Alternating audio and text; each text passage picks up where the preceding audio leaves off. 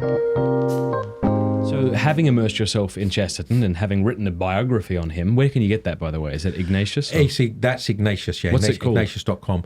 Wisdom and Innocence, The Life of G.K. Chesterton. All right, Neil. He's on it. He's putting a link in the description so people can check that out. So having immersed yourself in Chesterton, are you of the opinion that there is a cause for his canonization that should be seriously looked at, or no, and that's okay? Not everyone's... What do you say? Heroic? Well, I think both. Yeah. I must confess that Chesterton's not someone I pray to in the sense, not often. I'm going to say never, but often. He's not one of my favourite saints that I pray for. Do I think he is holy? Do I think he's brought many people to the faith? Absolutely. Canonization. There's two things I would say, right? The vast majority of saints in heaven are not canonized, thanks be to God. Otherwise, we'd all be in trouble, because it's unlikely I'm ever going to be canonized, and probably unlikely you're going to be canonized, Matt, but we obviously hope both of us are going to go to heaven. So, the number of canonized saints are going to be a very small minority of those who are actually in heaven. And I have no real doubt that Chesterton's in heaven. His canonization, really, and if he is in heaven, he doesn't care.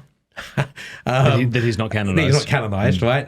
So the only reason that we should be worried about him being canonized, would it be helpful to souls in the future for his canonization?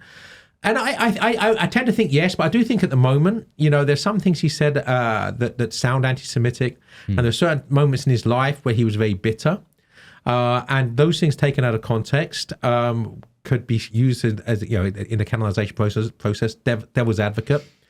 And if that's too sensitive at the moment, no big deal. I mean, it doesn't have to be saying... He might do good. He might do more good leading souls to the church without a saint in front of his name, Well, that's certainly true of C.S. Lewis, of course, because, there are thousands of people brought to the Catholic Church by C.S. Lewis. Mm-hmm. If C.S. Lewis had converted, the evangelical world that love him would not be reading him. So I'm not saying it's a good thing he didn't convert. I am saying everything's in the hand of God's providence, but it's nonetheless at least a fortunate accident that Lewis's failure to convert has led many evangelicals into the church.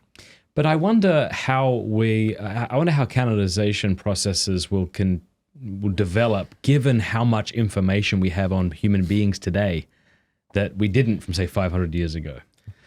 So you were saying these bitter moments of Chesterton were perhaps caught in a way that maybe they wouldn't have been caught if we had all of what Augustine wrote or something. Whereas today we've got people on bloody podcasts and things like this. Yeah, I mean that's absolutely true. That we now there's no privacy. We're all living in a goldfish bowl, and were the saints sinners? Well, the first people to tell you they were sinners were the saints, right? So that the saints did not live hagiographical. Perfect lives, right? The only perfect Christian is Jesus Christ. The rest of us are sinners. The saints are those that heroically became as Christ-like as anyone could reasonably expect in their lifetime. But does that mean they're not sinners? No, it doesn't mean they're not sinners. The only fully human person not a sinner is the Blessed Virgin. So that to say that if you can find anything in someone's life which makes them, that's not something a saint would do. Well, first that's not true. Right? It is something a saint would do because the saints are sinners. But we shouldn't be looking for perfection.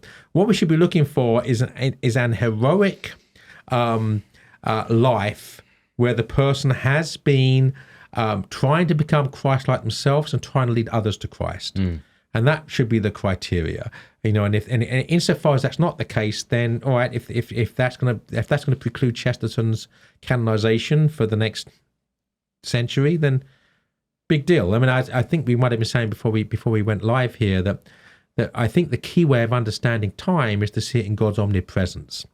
So there's no past and no future to God. So Chesterton 100 years from now and Chesterton 100 years ago are the same in the eyes of God. And insofar as we can understand time and human history through that divine perspective, it doesn't matter whether Chesterton's canonized 100 years from now. It doesn't matter if Chesterton is in God's presence, whether he's canonized at all. Hey, thanks so much for watching. Please be sure to like and subscribe and leave a comment below letting us know what you thought about the video.